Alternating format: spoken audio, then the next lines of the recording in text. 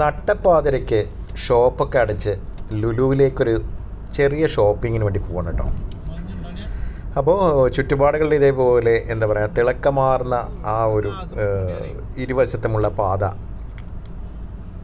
ഇരുവശത്തും കാഴ്ചകളുള്ള പാത, അതൊക്കെ പിന്നിട്ട് പെട്ടെന്ന് തന്നെ ലുലു എത്തി. ലുലുവിൽ ഇതേപോലെ വർണ്ണശബളമായ നല്ല ഒരു എന്താ പറയുക മുറ്റവും അതേപോലെ നല്ല കാഴ്ചകളൊക്കെ ആയിട്ട് നമുക്ക് നല്ല ഒരു വിരുന്നായി തന്നെ ലുലുവിൻ്റെ ആ ഒരു വലിയ മോള് ഒരുക്കി വെച്ചിട്ടുണ്ട്. പല മോളുകളിലും ഇതേപോലെ ഫ്രീ വൈഫൈ സൗകര്യമൊക്കെ ഉണ്ടാവും കേട്ടോ. പക്ഷേ ഇവിടെ ഫ്രീ വൈഫൈ സൗകര്യം ഉണ്ടോ എന്നുള്ളത് സംശയമാണ്. എന്തായാലും ഞങ്ങൾ അകത്തോട്ട് കയറി. അകത്ത് നമുക്ക് ഇതേപോലെ ക്യാമറ എടുക്കുന്നതിനൊക്കെ തടസ്സങ്ങളുണ്ട്. അപ്പോൾ എന്തായാലും കുറേ LED TV കളും മറ്റുമൊക്കെ പുറത്ത് തന്നെ ഡിസ്പ്ലേ ചെയ്തിട്ടുണ്ട്.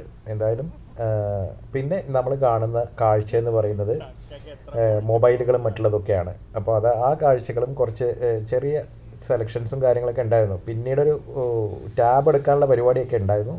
പക്ഷേ പിന്നീട് മാറ്റി വയ്ക്കുകയും ഞങ്ങൾ ഫുഡ് സെക്ഷനിലൂടെയൊക്കെ നടക്കുകയൊക്കെ ചെയ്തു. അപ്പോൾ നമ്മുടെ കഥാനായകൻ ചക്ക കാണാനിടയായി. വിവിധ ദേശങ്ങളിലെ വിവിധ തരം ചക്കകൾ എന്തായാലും കൗതുകകരമാണ്. നമ്മുടെ നാട്ടിലെ സാധാരണ ചക്ക പോലെ തന്നെ ലോകത്തിൽ തന്നെ ആദ്യമായി ചക്ക കണ്ടെത്തപ്പെടുന്നത് ഇന്ത്യയിലാണെന്ന് പറയപ്പെടുന്നു.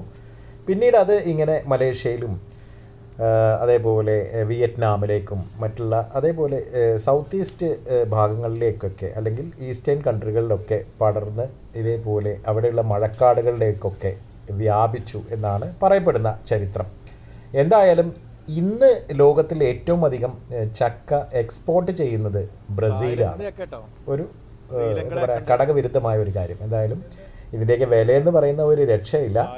1 കിലോ ചക്കയുടെയൊക്കെ വില ഇവിടെ നമുക്ക് കാണാനായിട്ട് പറ്റും. അതേപോലെ ഒരു സിംഗിൾ പീസിൻ്റെയും വില നമുക്ക് കാണാം. വിയറ്റ്നാമിൻ്റെ ചക്കയുണ്ട്, ശ്രീലങ്കയുടെ ചക്കയുമുണ്ട്. അതേപോലെ തന്നെ തായ്ലൻഡും ഒരു പ്രധാന ചക്ക എക്സ്പോർട്ടറാണ് കേട്ടോ. അപ്പോൾ ഈ GCCയുടെ പ്രത്യേകത എന്താണെന്ന് വെച്ചാൽ വിവിധ രാജ്യങ്ങളിലെ ഭക്ഷ്യോൽപ്പന്നങ്ങളൊക്കെ നമുക്ക് ഇതേപോലെ കാണാനായിട്ട് പറ്റുമെന്നുള്ളതാണ്. എന്തായാലും കേരളം ചക്ക ഉൽപ്പാദനത്തിൽ പിറകോട്ട് പോയോ എന്നാണ് ഇപ്പോൾ എൻ്റെ സംശയം. കാര്യമായും തമിഴ്നാട്ടിലേക്കും മറ്റു സ്റ്റേറ്റുകളിലേക്കൊക്കെ കേരളത്തിൽ നിന്നുള്ള ചക്കകൾ കയറി പോകുന്നത് നിങ്ങൾ കണ്ടിട്ടുണ്ടാവും. ഇതേപോലെ റോഡ് സൈഡുകളിലൊക്കെ കുന്നുകൂട്ടിയിട്ട പോലെ വലിയ വിലയൊന്നും കിട്ടാത്ത തരത്തിൽ കാലി പോകുന്ന ഇതേപോലെ വലിയ ട്രക്കുകളിലും മറ്റുമൊക്കെ കയറ്റി പോകുന്നത് പലപ്പോഴും നമ്മുടെ കാഴ്ചയിൽ പെടുന്ന കാര്യങ്ങളാണല്ലോ.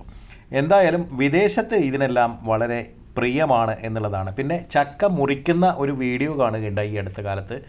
വളരെ മനോഹരമായിട്ട് അതിൻ്റെ ആ ഒരു പുറം ഭാഗം വളരെ പെട്ടെന്ന് തന്നെ മുറിച്ച് മാറ്റി അതിനുള്ളിൽ കൃത്യമായി ആ കൂഞ്ഞയുടെ ഭാഗം അല്ലെങ്കിൽ അതിന് മറ്റ് എന്തെങ്കിലുമൊക്കെ പേര് കാണും. എന്തായാലും വളരെ ഭംഗിയായി മുറിക്കുന്ന ഒരു വീഡിയോ കാണാനിടയായി. അത് വളരെ രസകരമായിട്ട് തോന്നുകയും ചെയ്തു. എന്തായാലും ചക്കയിൽ തന്നെ ഒരുപാട് ഇനങ്ങളുള്ളതായിട്ട് നിങ്ങൾക്ക് അറിയാമല്ലോ. പഴഞ്ചക്കയുണ്ട്, അതേപോലെ തന്നെ വരിക്കച്ചക്കയുണ്ട്, തേൻ ചക്കയുണ്ട്, അങ്ങനെ ഒരുപാട് ഐറ്റംസ് അല്ലേ. എന്തായാലും വായിൽ വെള്ളമൂറുന്ന ചക്കക്കഥകൾ അവസാനിക്കുന്നേയില്ല.